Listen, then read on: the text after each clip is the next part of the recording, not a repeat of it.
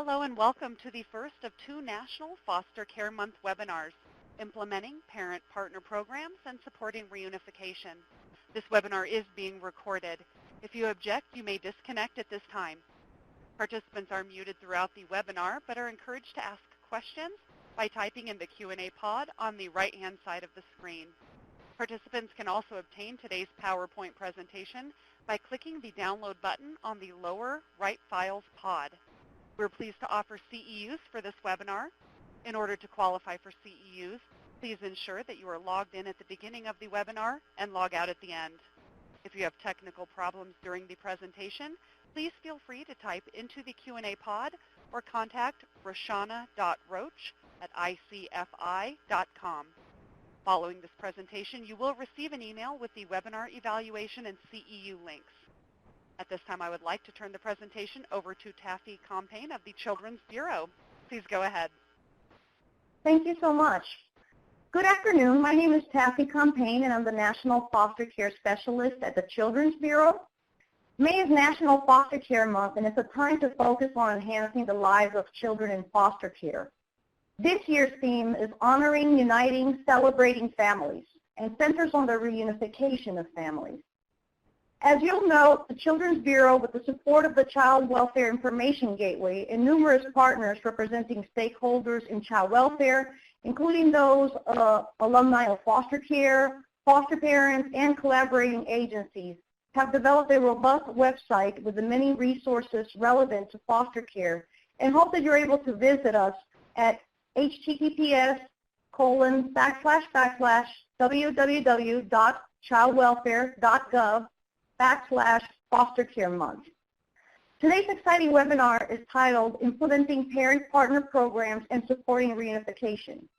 This webinar, hosted by the Capacity Building Center for State in collaboration with the Children's Bureau, will provide an overview of parent-partner programs and explore how these programs benefit parents and children and ultimately support reunification. On behalf of the Children's Bureau, thank you for joining us today. I'd like to turn it over to Jennifer. Thank you, Taffy. Hello, everyone. My name is Jennifer Marcelli. I'm a Program Area Manager with the Center for States. And before we get started on today's presentation, I'm going to briefly go over today's agenda. As we just heard from Taffy Compain from the Children's Bureau. Next, I'll do introductions of our presenters, and then we will go into the presentation on implementing parent-partner programs, and we'll finish up with question and answers. Again, as you heard from Taffy Compain, who is the National Foster Care Specialist at the Children's Bureau, and then you will hear from two folks, Corey Best, who is a Family Engagement Manager with Healthy Start Coalition of Flagler and Volusia Counties, Inc. in Florida, and Denise Moore, the Parent Partner Coordinator in Des Moines, Iowa. The purpose of today's webinar is to discuss the components of parent-partner programs that facilitate positive change. We'll also discuss how parent-partner mentors guide and motivate parents in utilizing services in order to have constructive interactions with the child welfare system and courts, and of course support reunification. The objectives of today's webinar are to describe the role of the parent partner within the child welfare system, identify strategies to build community relationships, define and change organizational culture, as well as identify strategies for effective parent-partner program design and implementation, and convey the positive impact the parent-partner approach has on safe reunification, families, and the child welfare system. With that, I'm going to turn it over to Corey Best for our presentation. Corey? Thank you, Jennifer. Thank you, Taffy, for the introduction. Good afternoon, everyone. Once again, my name is Corey Best. I'm a Family Engagement Manager with Healthy Start here in Florida. Our work began with just a mere notion of family involvement. We have evolved tremendously since then, and on the screen you'll see sort of how we embarked upon the work of creating parent-partner programs within our community. We began with one, identifying what the challenges were. There are differences between technical adaptive work that actually promotes a transformed system. Before I dive deeper into that, I'd like to just read a quote by Peter Senge, who wrote The Fifth Discipline. And he writes, "The changes required will not only be in our organizations, but in ourselves as well. Only by changing how we think can we change deeply embedded policies and practices.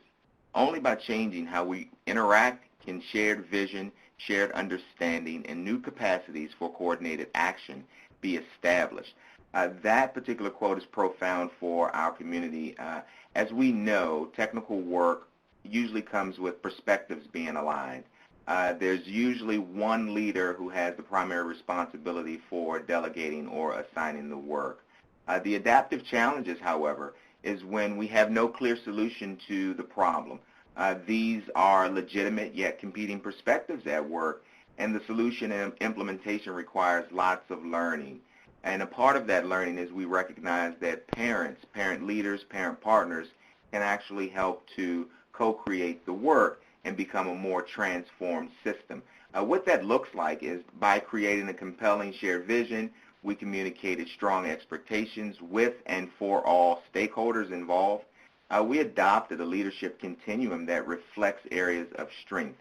This actually promotes agency, culture, values, and climate changes. I recently had a conversation with a colleague that mentioned his work with parent partners and the adaptive nature in which transformation had occurred. And he said that in the past few years, conversations around the water cooler actually went from more toxic to more positive because we are actively partnering with parents. This transformed system has shifted values once again, and there's a broad participation of parent partners across the continuum. Our organization internally focuses on change. Our organization also encourages cultural innovations, and we also challenge the status quo. Some adaptive work, actually all adaptive work, requires courageous leadership and commitment from the entire community in order to create lasting and positive change. We'll dive a lot deeper into the steps next, and I'll turn this over to Denise Moore, who will give us some insight into how to build steps into capacity for parent partners. Denise? Thank you, Corey. Good afternoon, everyone. I'm going to talk a little bit about the steps to building capacity to partner. As you can see by the 4 arrows, there's these steps that need to be taken into each category. So we're going to talk about building agency capacity first to partner with families that may focus on varied issues from addressing staff reluctance to acknowledging families as partners to establishing an infrastructure that supports ongoing partnerships. Some of the steps for building agency capacity could be allocating resources to build an infrastructure to support family leaders and staff in their work to build strong partnerships, creating a safe space for parents and staff to meet, share experiences, and in a very intentional way, learn how to authentically partner with each other. Supporting a change in the culture and climate of the child welfare system through use of a strategic communication plan that highlights the value of the parent's voice and how they can assist the system by engaging families. There's also, when we're building family capacity, that's also another step. For parents, the journey from being a service recipient to becoming a family leader and then developing the competencies to serve as a parent partner can be complicated and requires appropriate support. Some steps for building family capacity might be building a strong and diverse pool of family leaders that matches the population being served, providing training for parent partners and child welfare system, family needs, and self-care so they can effectively provide peer-to-peer mentoring, preparing parent partners to deliver presentations and sit at policy tables, and providing ongoing supervision, coaching, and supports to parent partners. At the core of the parent partner program are relationships, not only between parent partners and parents, but also between parent partners and agency staff. There are several established approaches that assist states with building authentic relationships between parents and workers, and the common underlying theme across all these approaches is gaining an understanding of each other's perspectives and establishing respect for the different roles each individual represents in the system. Throughout all these efforts, validating the experience and input from family leaders, the climate and culture of an agency is organically influenced to more positive outcomes for families. Workers are able to see their success stories and are motivated to continue building relationships with parents, which is critical in the success of a family, as well as the parent partners themselves. Parent partners are examples of true change within a family and inspire others to duplicate these interventions. Next slide, please. So I'm going to talk a little bit about who parent partners are. Parent partners have all been consumers of the child welfare services and use their experience to assist families when entering the system. They provide understanding and interpret the needs of the agency to the families they work with. They support families through the process by inspiring hope and guidance. We know that a lot of the families that come to the attention of our child welfare agencies are often come from a world of chaos, and everybody's speaking a foreign language, and they're really lost and confused and very scared. And parent partners are able to guide them through them processes and help them direct them to a path of more successful outcomes. Parent partner programs can be a powerful strategy for overcoming common challenges to family engagement, focusing on family strengths and needs and contributing to positive outcomes for children and families. Support caseworkers by assisting families in realizing their potential and guiding them towards reunification, always focusing on safety, permanency, and the well-being of their children. I think that is one of the experiences that we didn't really intend for, is that the caseworkers and the parent partners themselves building such close relationships. And some of our parent partners now, a lot of their support system comes from the workers that once were their caseworkers, and they're able to see that success and help improve outcomes for other families. They provide a family voice at the system level, and they influences agency culture and climate to support family engagement. Next slide. Parent partners entering child welfare are often fearful and angry, as I spoke about before. Many feel that they are not truly included in the decision-making process, and their most urgent needs for help are not addressed. Parent partners remove the stigma by showing families that they can recover and provide a safe and stable home for their children. The shared experience of the parent partners and parents create an instant connection so that parents can engage in services and move towards meeting the requirements of their case plan. So when a state or a jurisdiction is implementing a parent partner program, you will want them to meet with or have that meeting point as soon as possible when the case opens, so that families are able to move in a direction that will lead them to more successful outcomes. Parent partners provide an understanding of what's being said in meetings, in family team meetings, and in court hearings, so that families are less fearful, and they're able to advocate for themselves and identify any needs that they might have in their case plan. And now I'm going to move over to Corey, and he is going to talk about the role with parents. Thank you, Denise. It's, as Denise mentioned, the role of the parent partner has multi-facets included. What's critical to note here is that safety of the child is the primary focus of the parent partner. Once again, child safety is number one as we support parents in building their protective capacities. In addition to safety, increased parent voice in decision-making processes. It's critical for parents to recognize that they have more power than they realize, and also that their voice is needed to help direct case plans and help determine what services are effective for their family dynamic. We also connect families to those prevention and early intervention services that will keep their kids safe and also catapult families as they venture the road and journey toward reunification. Unlike many formal services within our communities, parent partners are a non-judgmental and informal support. In my personal experience, I've assisted many parents in recognizing safety concerns and have encouraged them to sort of stagger or delay case plans to avoid increasing the rate of recidivism. our ultimate goal is permanence, and hopefully that permanence is reunification with the parents. Another huge focus of the parent-partner approach is the parent-partner has a unique capability of understanding various culture. Through understanding the culture of child welfare, we actually raise the staff awareness of culture. This culture can include substance abuse, domestic violence, race, gender. Within our communities, this is also accomplished through staff trainings. I'm charged locally with training staff on how to build healthier relationships with our parents. On the next slide, I'll talk a lot more about the role of the parent partner with agency and staff.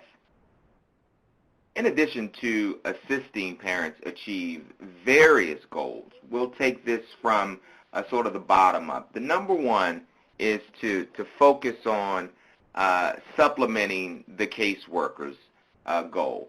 What I mean by supplement is that the parent partner becomes an extension and an arm and another resource for the parent and caseworker. We provide parent-driven training for newly hired staff.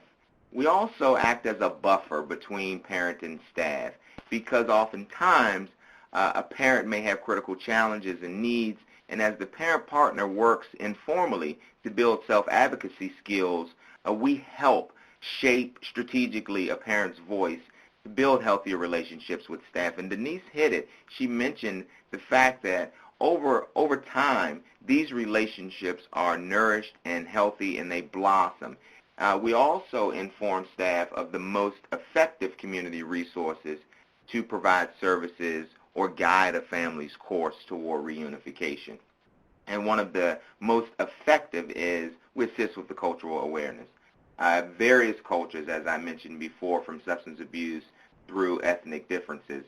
I've attended a few trainings in Iowa, and what you'll notice over the course of our presentation today is a continuum of a parent-partner approach that has been fully implemented in one state, which is Iowa, and our parent-partner approach here in Florida, which is newly implemented and in our 3-year pilot and planning phases.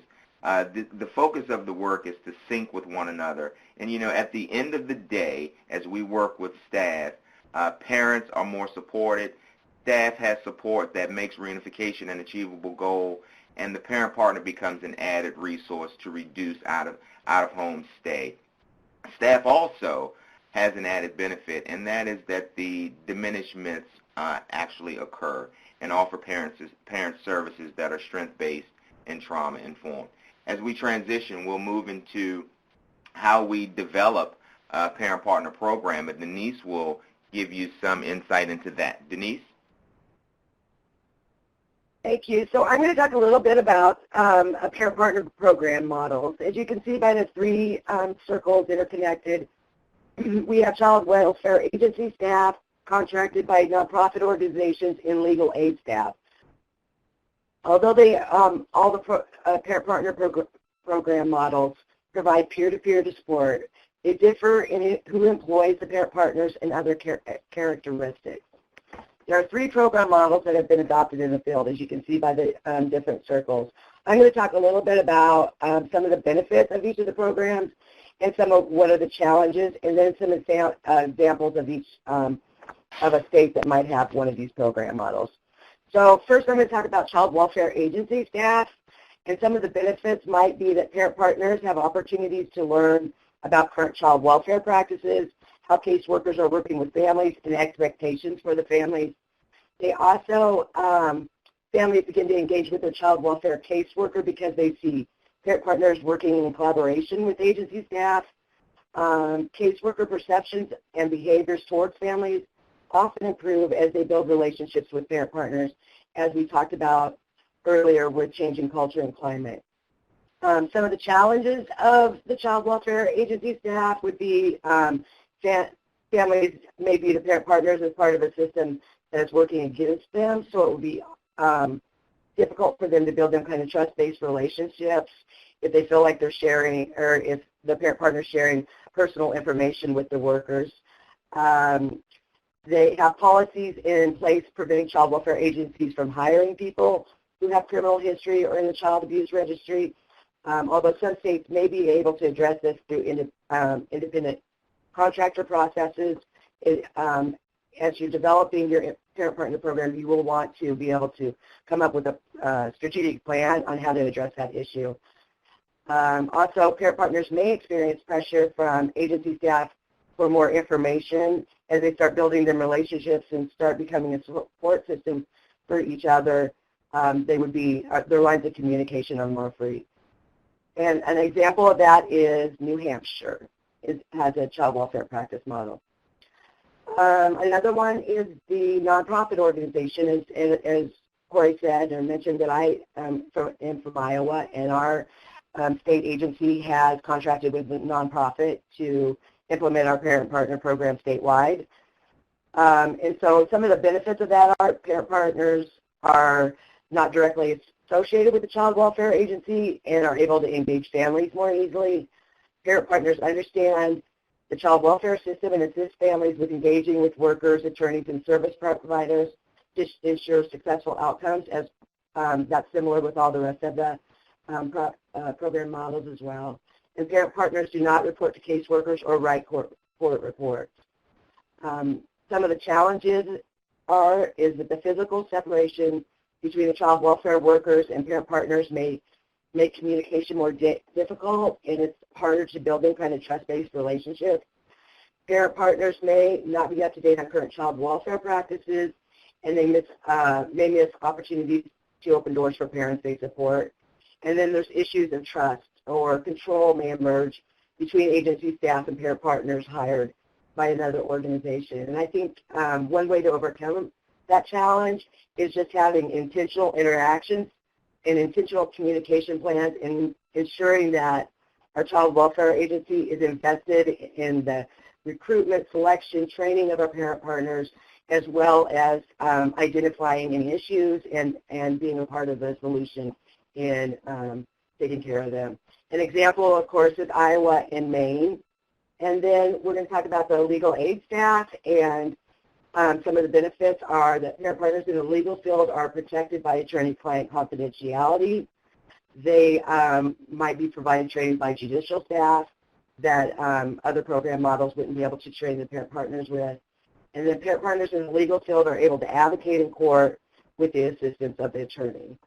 Some of these challenges might be that parent partners can be seen as having an adversarial role within the child welfare agency. Parent partners may take on a strong advocacy role, siding with the family, and even when there are significant threats to the safety of children. And parent partners might be subject to testifying and creating documents for the court.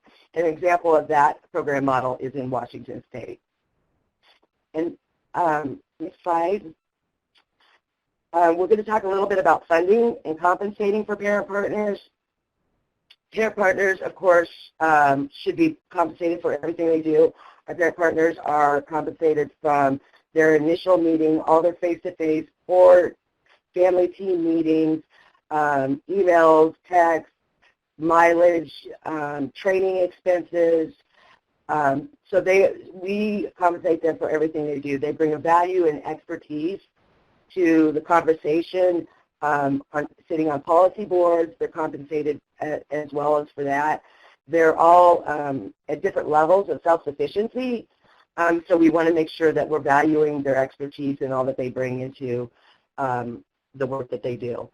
Also, some program funding considerations might be, as Corey will be able to talk a little bit about how it looks in Florida at the very beginning. When we started our program in Iowa, we started out as 4 pilot sites, and each site individually had their kind of own piecing of money that they brought together to support the program.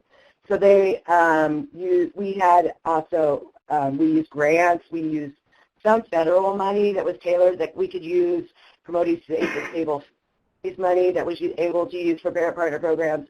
We used some child welfare leftover money from previous years that we could put through a decategorization project to solidify that. After years of building trust in the Child Welfare Agency, seeing the value of the Parent Partner Program, they have now put it into a budget line within their state budget, so that that every family in the state of Iowa would have access to a parent partner when they first come into the system. So I think it's just looking at kind of different ways that you can support that, but always keeping sustainability in mind.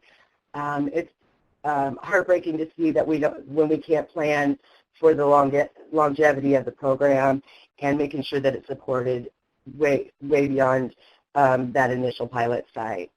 Our parent partners, I'll talk a little bit about pay structure. Our parent partners now in Iowa are paid on a per case basis. So they get a certain allotment of money for how much time they're spending with families. And then they also get a certain amount of money for attending meetings. They get travel expenses, windshield time. In some of our more rural areas, our parent partners are driving quite a long ways to see their families. So we built in a windshield time piece as well in our pay structure. Would you like to add anything, Corey? Sure. Thank you for that, Denise. You know, we are, as I mentioned earlier, the challenges often comes when we talk of money, and also we are in our infancy here in Florida. To begin, we took some notes from Iowa, and Iowa shared information with us. We started with the end in mind thanks to their guidance, and we hired parent partners full-time as employees to give them benefits. And the goal for the future is to actually look at ways for those parent partners to become what is commonly known as site coordinators as we expand, and then build their skills with volunteer management, because we will begin to contract with parent partners. As the program expands, it's not feasible for us to think that within, for now, a 4-county area, we would be able to pay benefits and compensate mileage reimbursement, and also provide flexible funding so they can provide concrete support to the families that have their needs, that have their own personal needs. At the moment, our pay structure is we're in partnership with our community partnership, which is our local community-based care organization. They fund the contract. Healthy Start actually supports the approach through providing infrastructure, supervision, and coaching through the parent partner approach. We have now a family engagement department, and the parent partner approach falls under that. Denise will now shift from pay and structure to a little more about leadership in that continuum. Denise? Thank you. So I'm going to talk about program leadership and oversight. And I think as we develop programs, it is one of the most critical pieces of developing a parent partner program, is to make sure that we have a system in place that's going to develop, to support them parent partners in the work that they do, and then also to help them develop professionally as well, and also that we're including the parent voice in all levels of our program administration. So I'll first talk about the steering committee. And the steering committee is created with the thought that we have parents, providers, child welfare agency administration, and frontline workers, community partners, court systems, all sitting at the table to help develop and brainstorm ways to not only promote the program out into the community, but also to support and develop policies and procedures.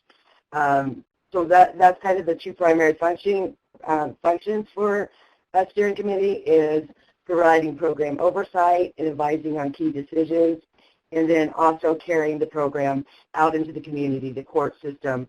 I know that when we were first developing our program, that there was key players that we brought on board to be a part of our steering committee, because we knew that we were going to need their assistance in the training of the parent partners and the supporting of the parent partners. and also community partners of how we were going to get them into the community and help them to make them connections so they can help families with the needed community resources. The presence of a child welfare administrator actively involved in both the design and implementation of the parent partner program will signal to the agency staff that this is an agency priority and it will continue to gain buy-in throughout the whole system. So as we've developed the program, we have leadership at the very top of our child welfare agency that is pushing down, and then we have parent partners kind of pushing from the bottom. So we're meeting in the middle, so the workers are really buying in and being part of that process. And we have amazing relationships with our Child Welfare Administration that supports us and that is always involved at all levels of our program development and implementation. And then I think probably the most critical role is the program coordinator for the parent partners.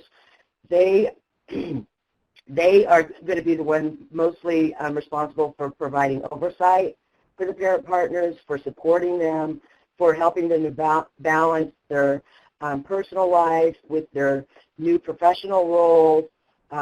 They keep track of their training to make sure that all the parent partners are receiving the needed training they have to work with families.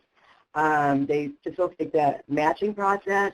So in our state, when we match, we get a referral form. In most of the state, in some of the in my particular area in Polk County, it's really matched on what are the cultural needs of the family and what is the shared experience of the parent partner in the family, and how do we match them appropriately. So if somebody comes in with domestic violence or substance abuse, we would match them according to whatever issue brought them into the system. Always making sure that ensuring that we have fidelity to the program model, approving invoices and compensation, and also oversees the collection and monitoring of program data. Another role is our lead parent partners. Our lead parent partners model the expectations for newly hired parent partners. So we have a shadowing and mentoring process. So after our parent partners have completed their initial training, they then go into a mentoring process with our lead parent partners that supports them through the first interactions they have with the family. And we would never send a parent partner out without being totally comfortable with working with families. So it's important that we have that kind of guidance one-on-one as they're out initially working with families. And then also we have a clinician role. So our clinician is a master's level practitioner that typically meets with the parent partners once a month. They address healthy boundaries, triggers that parent partners might be experiencing working in the system, working with the same workers, going into the same courtrooms that maybe their case was in, as well as if they've had experience with substance abuse, they work on all the triggers that might come up. And they also do case reviews with the parent partners. They are also available to work with the parent partners on an individual basis to work on personal issues that they might have related to their home life, sobriety, trauma, grieving, and, of course, self-sufficiency. It is critical throughout this process, and I mentioned it in the steering committee, that we are identifying field leaders and champions to be able to rally agency community supports around the parent partners. These relationships, as we've mentioned many times, supports the program and the individual parent partners as they're providing services to the family. So it's absolutely, and some of the relationships are now our parent partners are working with foster parents, they're working in 0 to 3 courts, they're working with our family recovery courts. So our parent partners are building the community relationships that help support them both professionally, helps them build self-esteem and confidence as they're able to do this work. And now I'll turn it over to Corey, and he's going to do a little more conversation about supervision and coaching. Thank you, Denise. As we shift just a little from leadership, as you'll be able to tell, this is all interconnected. as the circles demonstrate. We'll focus a lot of energy on what's needed to keep parent partners actually healthy in their work. Part of any jurisdiction's implementation plan, the thought should consist of various activities, skill-building elements. As with any promising practice, the goal is obviously to optimize development of the program's employees and or representatives. Parent partners have a unique situation. Usually these are parents who have been removed from child welfare exposure or directly involved in case plan themselves more than a year or so. So parent partners require the attention, as we will with any staff, when it comes to self-care, professional conduct, reporting obligations, safety, confidentiality, and privacy protocols are all things that we must teach our parent partners. As we improve quality and output, we share the belief that continuous learning opportunities will definitely assist parent partners achieve the greater success. And we'll begin a little with just the admin supervision. As we look at the admin supervision, it creates a bridge between agency and frontline staff. Supervision provides parent partners with a clear understanding of the agency culture, policies, missions, values, including the state practice model. On a deeper level, the admin supervision, as mentioned, can really drill into the professional conduct components. With clinical supervision, it's more than anything, it's all about self-care, recognizing and dealing with secondary vicarious trauma and developing various coping strategies. The benefit of this therapeutic environment is that parent partners actually build healthy relationships amongst themselves. It becomes a community within a community, and that's awesome to witness. As we think more about education and skill building, it's really necessary for us to ensure that there's a training course, a path for parent partners to continue to grow in their profession and in their work with their families.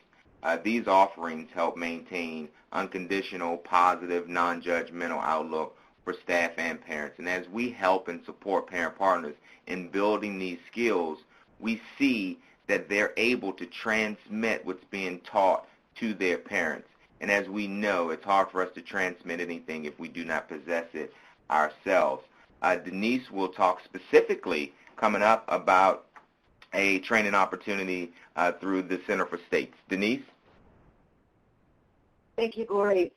So the Center for States Family Empowerment and Leadership Academy is designed to provide training for child welfare agency staff and family leaders, including those interested in serving as parent partners. So the Family Empowerment Academy has been busy working on a curriculum or core training for states to be able to use for parent partner programs.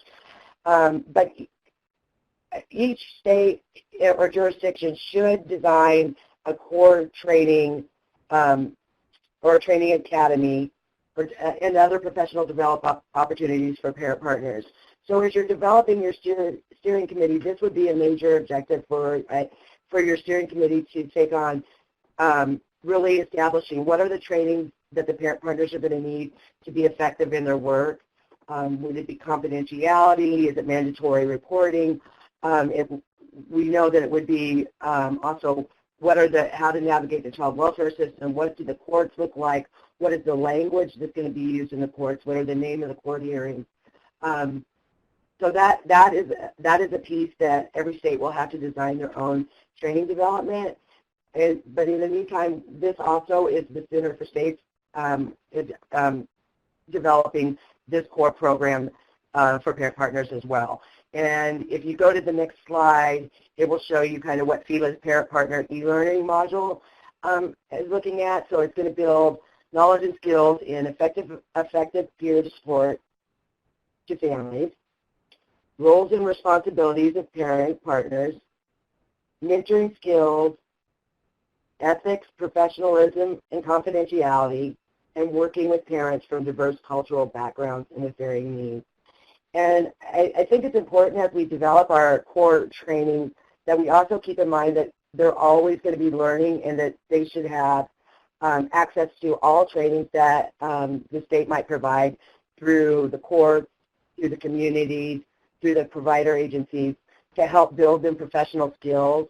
A lot of our parent partners through this process go on to go back to school, and they go and go into different jobs in the mental health field, substance abuse. So this is really kind of a stepping stone until where they're going to be and how we can develop them skills so they can go on and do wonderful things and become self-sufficient. So the FELA training is going to be live, I believe, in the summer of 2016, so it's coming up, and then people will have access to the training modules through the Center for SAFE. And now I'm going to turn it over to Corey to talk about roles and responsibilities of parent partners. Thank you.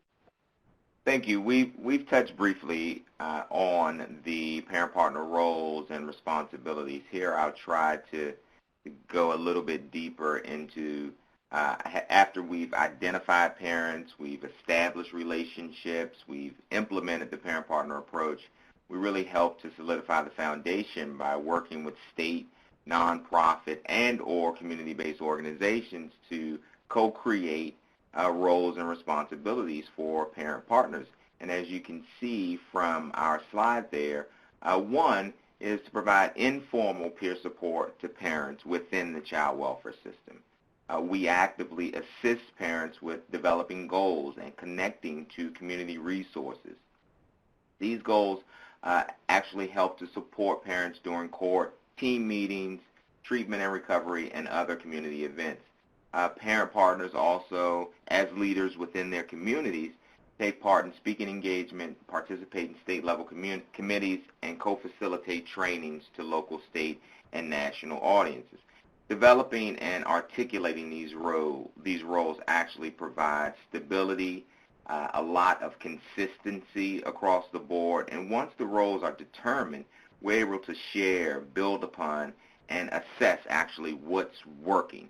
Because going back to the adaptive leadership versus technical work, if we fail to assess what's working, the program may be hindered by whatever reason, and a solid structure can help maintain, as Denise mentioned, sustainability.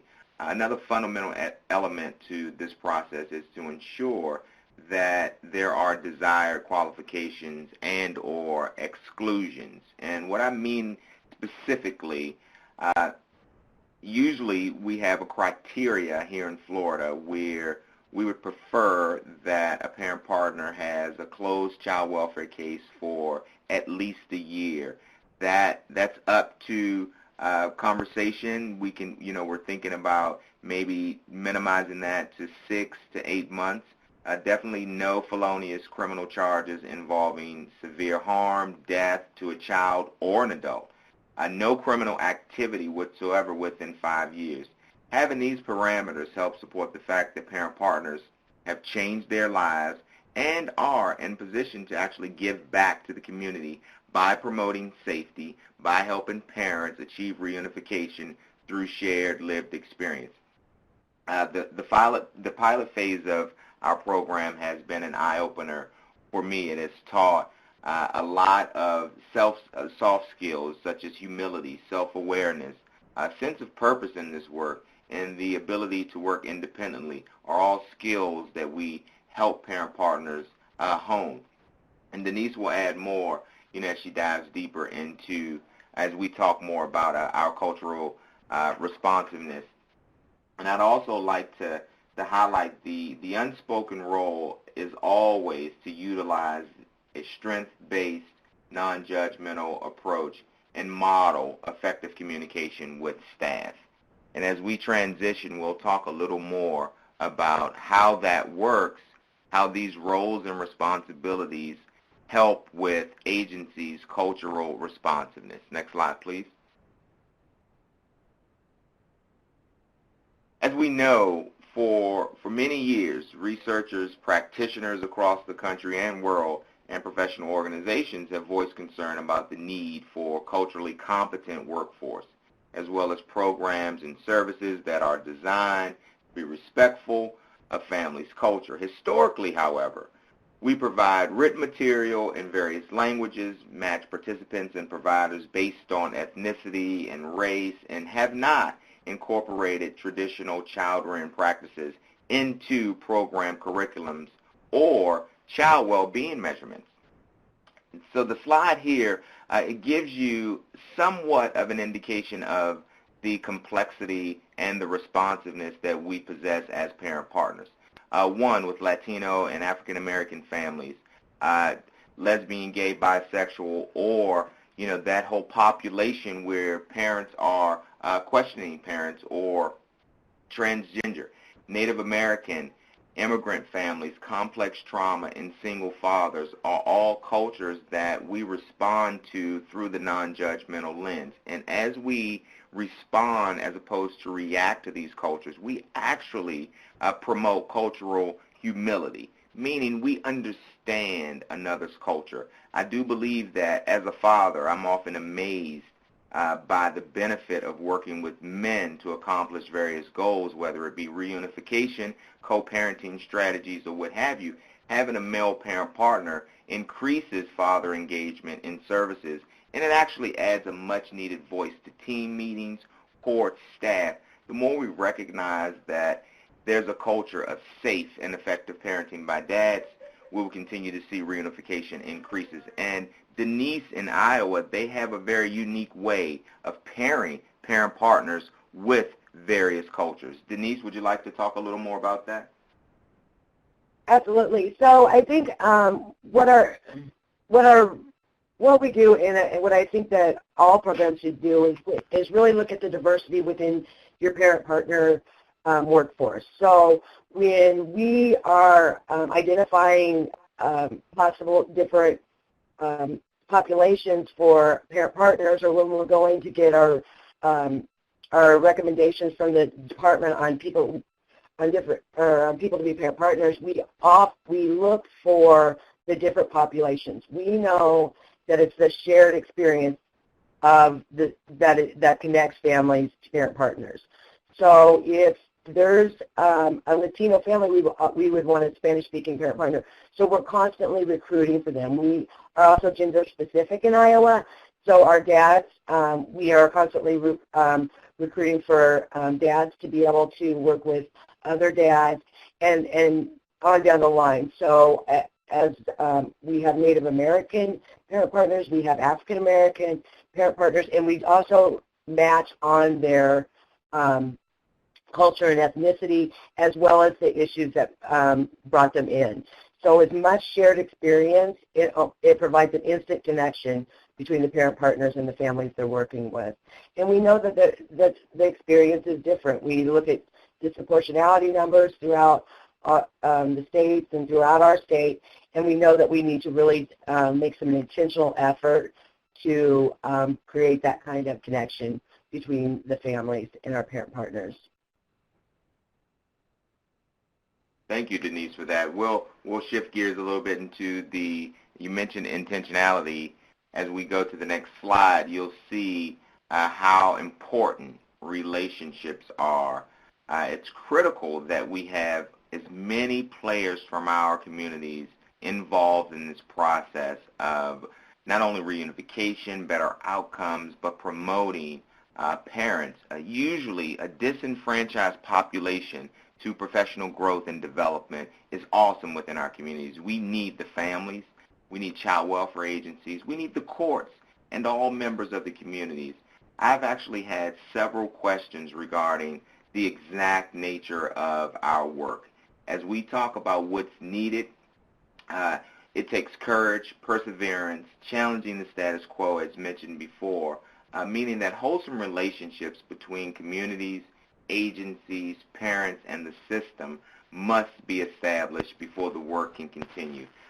Where and how this happens is amazing, because in my experience, the relationship often begins at the community level. When I say that, and I'm sure Denise can attest to this as well, there are a lot of parents actively doing the work of parent partners in our communities without being recognized or acknowledged.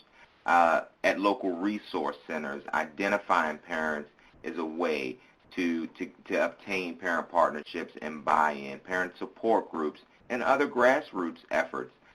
This approach requires a lot of innovation, and as we bring this experience to the table, it's helpful that we design and implement prevention and early intervention strategies with the agencies, courts, communities.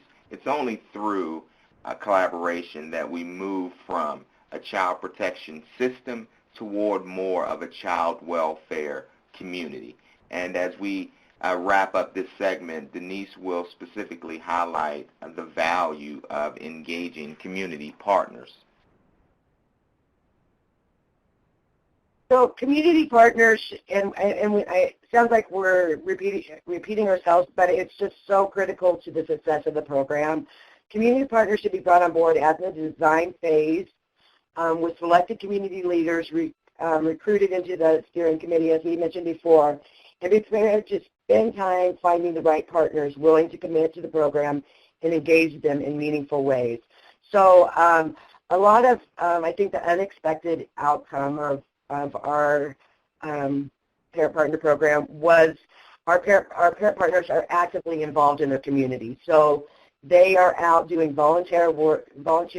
They're out in the community. They're doing support groups. They're building relationships with all of our community partners, and it's been critical for, I guess, the Child Welfare Agency to be recognized in that way. So parent partners are really showing the community, look what child welfare did for me. Look how it's changed my life. So, and I don't think that story is told often enough when we think about how families come in and what they've heard on the streets before they come to the attention of the department. It's pretty negative, and the parent partners provide, I guess, a different perspective on what the department has done or the agency has done for them. So through that process, they cultivate relationships with the community partners. It also gives them a knowledge of the community services and resources that they're able to give to their families and to and to the rest of the support group within our parent partner program. So they support training and professional development activities. When we first started out, we had very little money. Our community partners would pick up and bring our parent partners in, provide training for them. Substance abuse.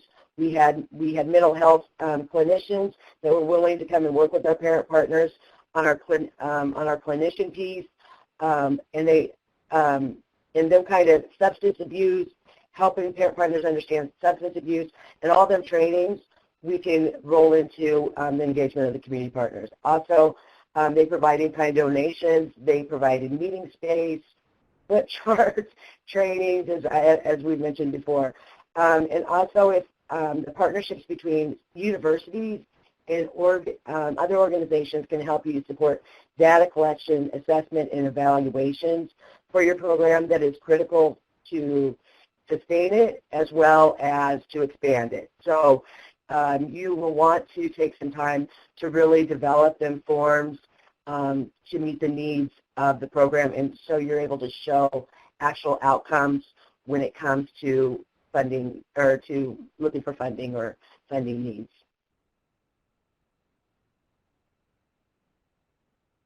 And so we kind of talked about all the different, or some of the different components. There's other components as well. But now we wanted to, I wanted to reach back to the Parent Partner Navigator, which that has been developed by the center and our family consultants, and it's a web-based tool that will assist states and jurisdictions to develop and implement a parent partner program. So some of it, some of the components of it, every component that we talked to you about today and others will be included in our Navigator. States and jurisdictions will be able to access the Navigator, click on a link, and learn about what other states are doing or get tools to help them develop their own program. There will also be a readiness assessment to assess whether your agency is ready to build a parent-partner program and what steps can be taken, as we talked about earlier, to build capacity for that readiness. And then there will also be a program manual that will have templates so that as you're developing or other states are developing the parent-partner program, they can access that program manual and use them templates in there as tools to build their own program specific to their needs. And so now I want to move over and talk a little bit about the role of parent-partner programs and reunification. So parent-partner programs offer many things to families.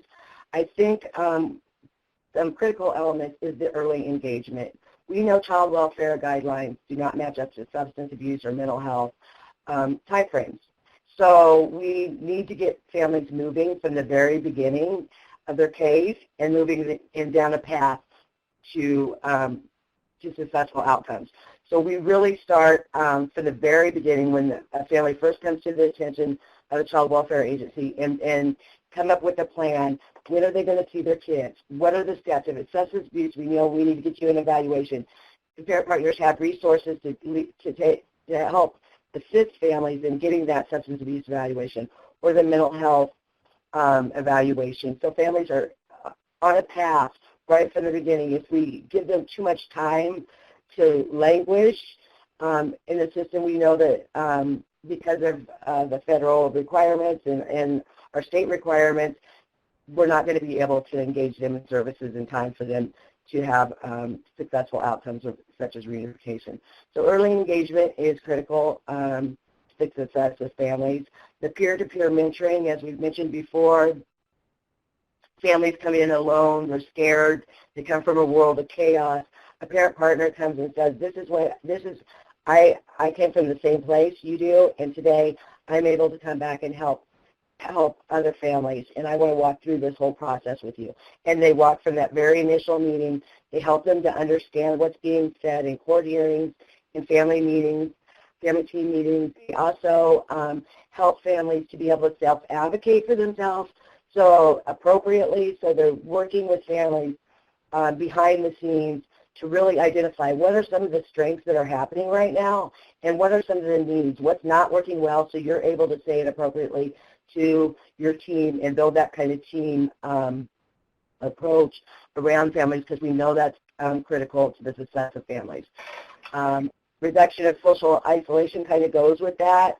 The families that have been successful, there's always been somebody that believed in them, and they've had a team around them, and we know that kind of team approach helps families be successful. So we're constantly trying to engage, build relationships and engage workers with families and families with their in-home worker, families with their attorney, because we know that them are critical to the success of their family. And then linking parents to services. Our parent partners are very aware of all the community resources that are available, and are constantly matching our families with them services. So, next slide.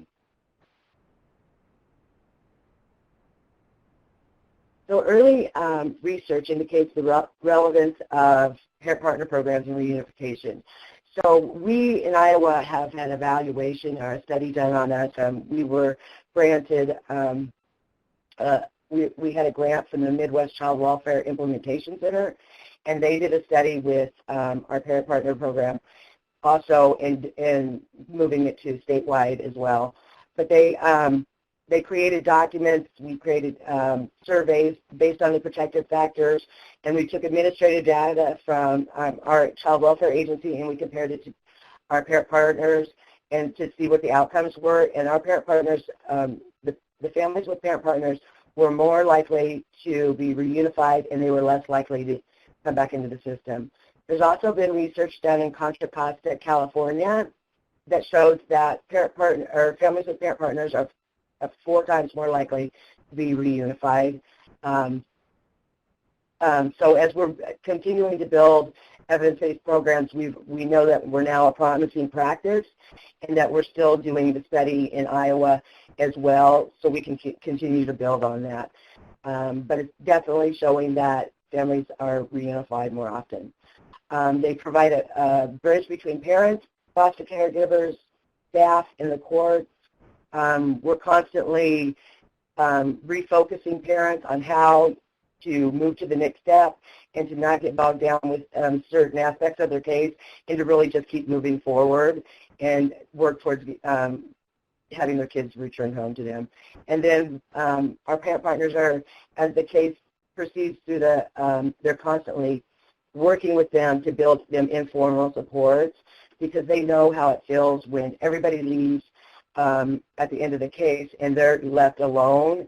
So we want them to be connected to community supports. We want them to be connected to informal supports, which will obviously prevent them from coming back into the system. And so now I'm going to just talk a little bit about my experience with the child welfare system.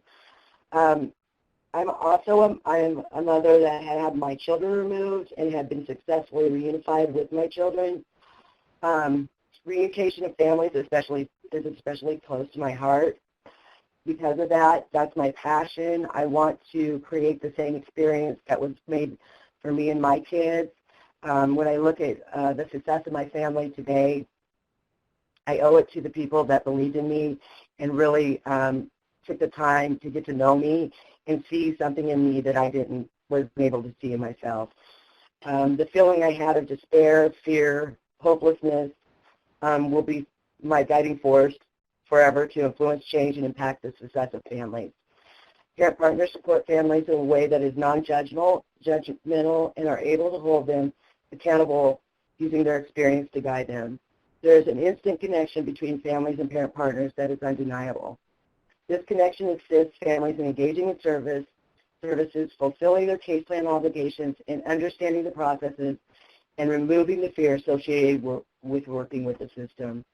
Now, as a service area parent partner coordinator, I not only get to see the successful outcomes of early engagement and supportive interventions for families, but I also have the opportunity to watch our parent partners working side by side with workers to support reunification, as well as the safety, permanency, and well-being of all children within child welfare. I think part of my success, and I owe it to a system that supported me long after I left care or having my kids in care. They supported me to develop my professional skills, to go back to college, to get that degree, to move into administrative roles and coordinator roles, and I want to replicate that for more families. I want the experience that my family had of being reunified and seeing them today as my children are doing amazing, building healthy lives, have broken the cycle of addiction, moving on, building families, buying homes, going to college, all them things we want to duplicate for other families, and I was lucky enough to have that, and that's why I do this work, and that's why I believe in this program so much, and want to support parent partners in such a big way, because it's done so much for my own life, and I see it impacting families in such a wonderful, amazing way. And Corey, do you want to share a little bit? Sure. Well, thank you for that heartfelt and courageous story you just shared. I like to believe that, when I think of the parent-partner approach, I look at it as if, it's saying to me that risk factors are not predictive factors due to the presence of protective factors. Parent partners are protective factors for all of our parents that we work with. As we talked about the criteria and the requirements for parent partner, I too have been involved in the child welfare system in the past. I too suffered from addiction, and in June of this year will be 9 years clean and sober, including weekends and holidays. However, it wasn't always easy for me with challenges and hardships to to achieve goals that I really in my heart wanted to achieve. It wasn't until there was one caring soul that asked me about gratitude, and he asked me to write something about that. That one caring soul instilled in me that I had a lot of reasons to be grateful, that I had a lot of life to live, and that he would help me get through whatever challenges I was going through at the time. In spite of all despair, as Denise mentioned, desperation, grief, guilt, trauma, toxicity, violence involved in my life, I was able to rely on his mere words that you are somebody, and don't let anybody tell you any different. That view of me then, I did not possess myself. It took someone else to look at me and say, you are something, and please recognize that within yourself. I implore everyone who's listening today to be that face, to be that smile, to be that handshake, to be that one person to lean on for another family. Those types of skills we cannot teach. Those types of skills are in us all, and those are the things that families who have more critical needs than you and I, those are the things they need to get to the next level, and hopefully that level is reunification. I thank you all today for hearing us, for your time, and I'll turn it over to Jennifer for questions and answers. Jennifer? Thank you. And thank you, Corey and Denise, so much for your wonderful presentation, and thank you very much for sharing your personal stories. We wanted to open it up now for question and answer, and we've received several questions through the chat feature, so if folks have questions, please feel free to type there, and so I'll start with some of the ones that have come in. So Corey and Denise, somebody wrote that they're familiar with the Iowa program, but I think both of you can answer this question. They're wondering if you can talk about how you've been involved in policy changes and other groups at the state level. Well, this is, Denise and I both can talk to this. In my state, I have attempted to organize around a lot of policy changes. As we know, most of the mandates by the state often restricts the good work that we want to do on the ground level. Most recently, we've tackled the issue of background screening. And when I say that, we have a list of criteria that requires a certain level of screening to take place, Jeffrey. And also with that, it sort of restricts parents who have lived experiences from working with other parents. So we're working with the state to really identify ways of allowing parents to do this work, because if we've been involved in the child welfare system, there's a more than 50% chance that you've had some run-in with the law as well. You add alcoholism and substance abuse to that equation, then you're almost guaranteed to have some exposure to the criminal system, to the judicial system. In Iowa, they actually accomplished that feat through their Department of Human Services, and they have a letter of understanding that they're able to contract with parents who have felonious backgrounds, depending upon what the conviction was. And in Florida, we're trying to really highlight how can we continue to work with parents, because if we're discussing equal partnerships, professional development, and paving a way for future employment, that is one policy that's a legislative one that we must begin to address as a country, because it will eventually become a hindrance for further involvement and isolate so many of our community who has the wealth of knowledge to help in this approach. And I would just add to that as well, our child welfare agency administration is amazing about including parent partners at all different levels of our system. So we have parent partners on any issue that happens. We have statewide initiative for reducing disproportionality. So we have families or parent partners of color that are representing parent partners on each of their committees. When we had our CFSR, each of the work groups, when addressing the CFSR, all had parent partner or parent representation at the table. When we went through differential response, we had parents at the table. We have parents and the youth voice out throughout our whole entire system. And if we're working on different things, family engagement, anything that the system is having an issue with, or if they're not just, or they're just expanding it, parents are always at the table. So we're involved in all kinds of policy work. We also do a lot of work nationally, of course, too, on developing policies that support family reunification and the parent partner program as well. So, yeah, it's a big piece of it. But our parent partners are also, I think, even when we were developing and implementing the parent partner program, so much was about the story. I mean, all of our parent partners have these beautiful, amazing stories of resiliency and overcoming barriers, and they're able to come back and share that kind of experience with the system, with what works well, what can we duplicate for other families, and what do we need to work on still. And I think that's the kind of approach that we've had with policy. I hope that answered your question. Thank you. The next question is, how do I get more information on the Family Empowerment and Leadership Academy?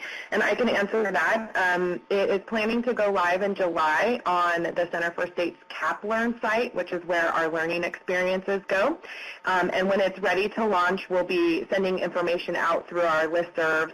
And if you want to email me, Jennifer Marcelli, you'll see my contact information at the end. I'll be happy to get you on a list to ensure we send that information out when it's available. So the next question for Corey and Denise, what is the maximum time a parent can be involved with the Parent Partner Program? Well, our parent partners go through the life of the case with the family. So they go all the way through permanency, and then we also touch back a month or 30 days out after the case closes just to make sure that everything's okay, and they still have supports in place, and then informal supports are helping them.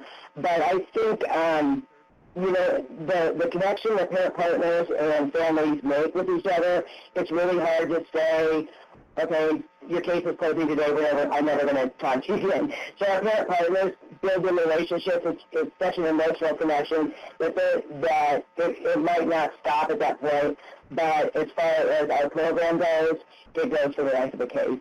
And if I may just chime in quickly, I see we have a lot of questions. We also intentionally attempt to cultivate new leaders. So as parents reunify, case closes, from that very moment we link them back into the resource center, which we call Family Place, in our community.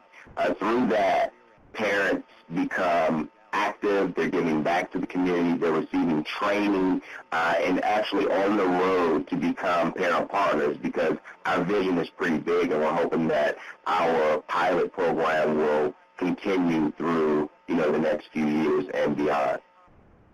So it's a way of, once cases closed, basically, it's a way to identify potential leaders to help carry the work forward. Great. Thank you so much. The next question is, what are the requirements to participate in the program? Are there parents that are not allowed to participate in the program, and what are some of the reasons why not? I'm going to say that's it's challenging. Willingness is a huge part of it, of course, just like with anything. There are no restrictions. I've worked with parents who have had egregious abuse allegations, and the goal may not be reunification. The goal may be permanency. Yet and still in our community, we feel that we should actually try to support parents, even if reunification may not be the goal, because if we can provide mental health services, substance abuse treatment, and help to derail the trains, and we'll do our very part in our community. So for the past 3 years, I'd say no, there are no restrictions for parent-partner engagement, and I don't think that, I'll let Denise speak to what Iowa does. I guess I'm confused by the question. So does that mean to be a part of the program or to be a parent partner? What are the restrictions? I'm not sure. Jennifer, can you clarify what that means? Yeah, I'm thinking that they're asking for a parent going through the child welfare system, but we can see if we can get clarification from the person who answered the question. But I think it's about parents participating as a mentee in the program. Okay. Yes, there's definitely no restrictions. And I think that what is shocking to some of the parent partners is, like, if you come in with a substance abuse issue and then you know, the first time you work with a family that has physical abuse, some of that can be traumatizing for the parent partners, and that's why we have so many supports in place and so many ways to support them through that process, through the clinical, through our leads, through our coordinators, because our parent partners work with everything, physical, domestic violence, mental health. Some of them have sexual abuse. Some of our parent partners, you know, we have a really open relationship. So if it's something that a parent partner doesn't feel they can work with, then we're able to reassign that if there's a conflict of interest with the family. But besides that, we work with our families. Thank you. And the next question I'm going to lump with another question that was asked about implementation. So number one, is the program designed to be implemented statewide, or can an agency start this? And a related question is, how long does it take to implement statewide from pilot to full implementation? So I'll let Denise pick up on the full implementation, and I'll tackle the agency statewide portion of that question. As mentioned in this presentation, we planted some seeds here today, and hopefully you'll be able to nurture these seeds and recognize that you have autonomy. We'll have a framework and some tools to utilize through the center. However, it's a community's uniqueness that makes the program what it is. The program does not have to be implemented in any particular order, meaning it doesn't have to be statewide. Recognize that the ultimate challenge is to get statewide buy-in. So we have to start at the community level first. We have to show that there's some validity in the work within your community. And I'll also tell you from personal experience that this work is being done in your community by parents as we speak. We just haven't identified them. There's a resource mom in the neighborhood that's helping a mom get through a child welfare case plan right now as we speak. There's a mom supporting another mom in court as we speak, linking her to resources. So there's a few best practices that we'll have in the future for you through the center, but I do believe that it's the agency, whether it be nonprofit, child welfare, court component, those are critical, but it happens on the ground first, usually, and then we get statewide buy-in. Denise? And I agree. I couldn't agree more. We started as 4 pilot sites, and our programs looked very different. And until we went statewide in 2013, we had I think 18 or so different programs with different agencies in different communities. And so it looked very different. Our child welfare agency wanted state consistency and also wanted all families to have access to parent partners. So that's when we went into a statewide, went into all the counties, which it took approximately about a year and a half to go to full implementation, but there had been so much groundwork done. We started in 2007, and we didn't go statewide until 2013. But in the meantime, there was many different little programs across the state and some larger programs across the state, but they were all funded differently, and they all had different training requirements, so there were some things that were standardized throughout the process, but for the most part, they were different, and our agency wanted to have it consistent for all families in all counties. I hope that answers the question. Yes, thank you so much. We did get clarification that the last question was about being an actual parent partner.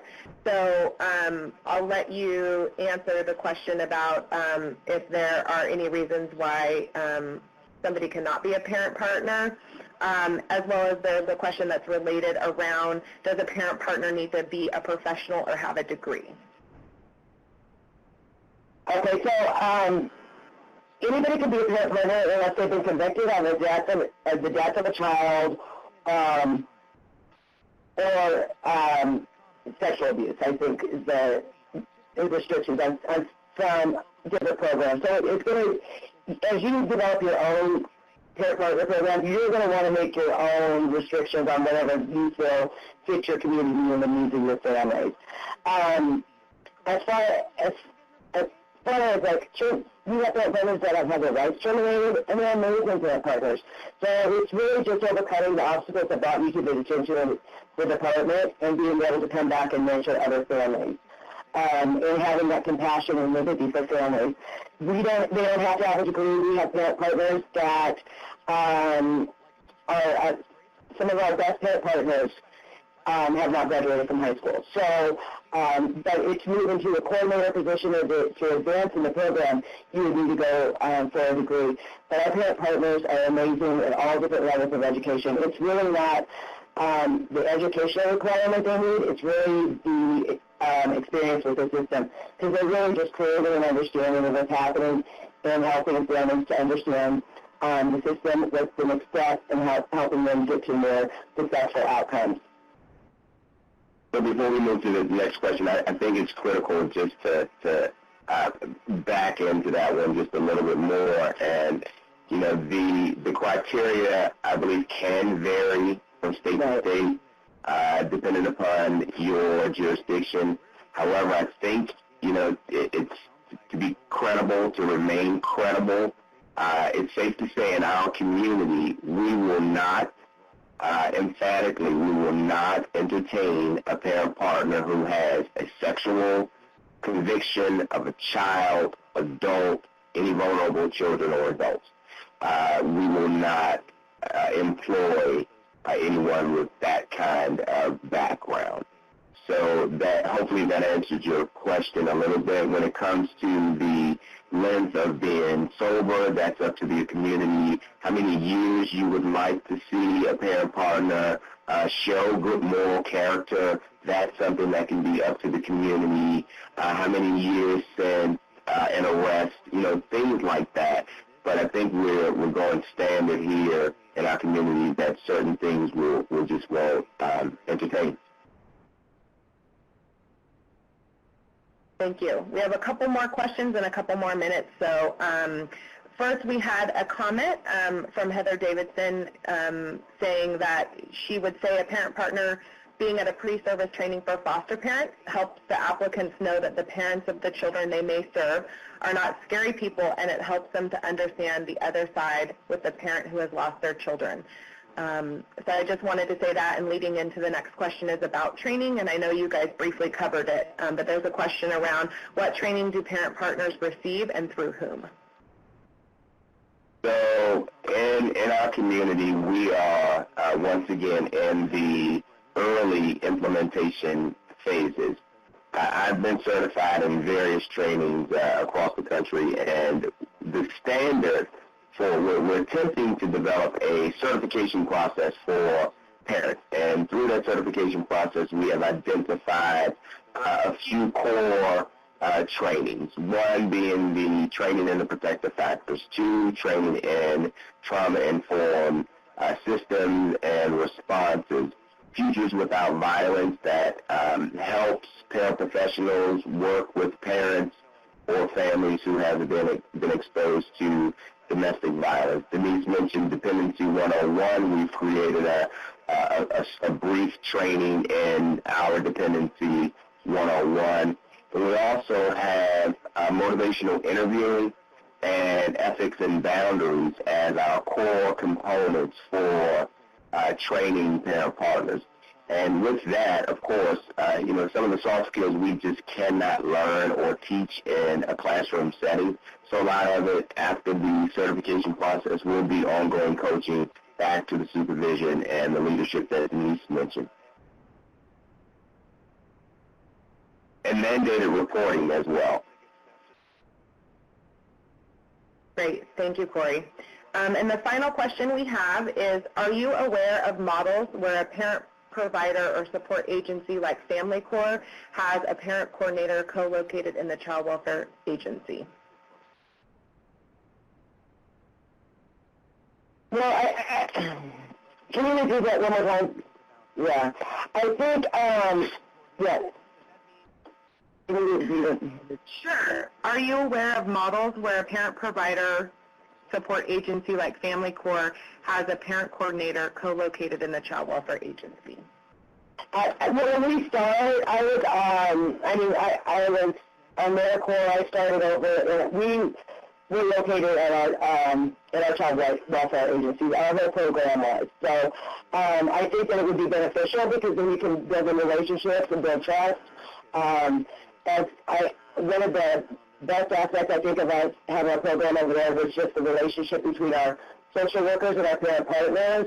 We were really building the relationships with our frontline workers. We're so invested in the success of the program. So I think there's a huge benefit to having them at the agency. I know in New Hampshire, they have it out of the child welfare agency, and it's very effective, and it's wonderful work for the parent partners and for the families they're working with. So absolutely, it can be both ways. I think when you separate from the child welfare agency, that communication just has to be intentional, that you're reaching out and that you're making them connections with your workers and your child welfare agency to be effective. But if you're already there, then it happens naturally, then connections and then relationships. Great. Well, thank you so much, Denise and Corey. And if we weren't able to answer all of the questions today, we will absolutely get back to all of you participants after the webinar and respond to those questions. So we're going to go ahead and wrap up. I want to thank you from all of us at the Center for States and the Children's Bureau and Corey and Denise for participating on today's webinar. Next slide, please. I do want to remind folks that on the bottom right hand of your screen is a little box where you're able to download the PowerPoint presentation from today. Up on the screen, we have the contact information for those of us on the webinar today, myself, Jennifer Marcelli from the Center for States, and you can reach me at jennifer.marcelli@icfi.com. Taffy Compain from the Children's Bureau, taffy.compain@acs.hhs.gov. Corey Best at corybest@rocketmail.com. And Denise Moore, Denise M. at cfiowa.org. And next slide, please. We would absolutely like your feedback on our webinar today, and if you can take a few moments to share your thoughts, you will see a link in the PowerPoint, and we will also be sending out the evaluation link to all of you following the webinar in 24 hours. And you'll also get an email reminder about the CEU information as well. And all results are confidential and just help us improve future programming. A couple more things I want to mention. Please visit the National Foster Care Month website on the Child Welfare Information Gateway. And the last thing is you can contact us, the Center for States, at capacity.childwelfare.gov. And please join us back on May 18th. We'll have our second National Foster Care Month webinar on post-reunification support, and that will be again at 2 Eastern. Thank you, everybody, for participating today. We appreciate your time. That does conclude today's conference. We thank you for your participation.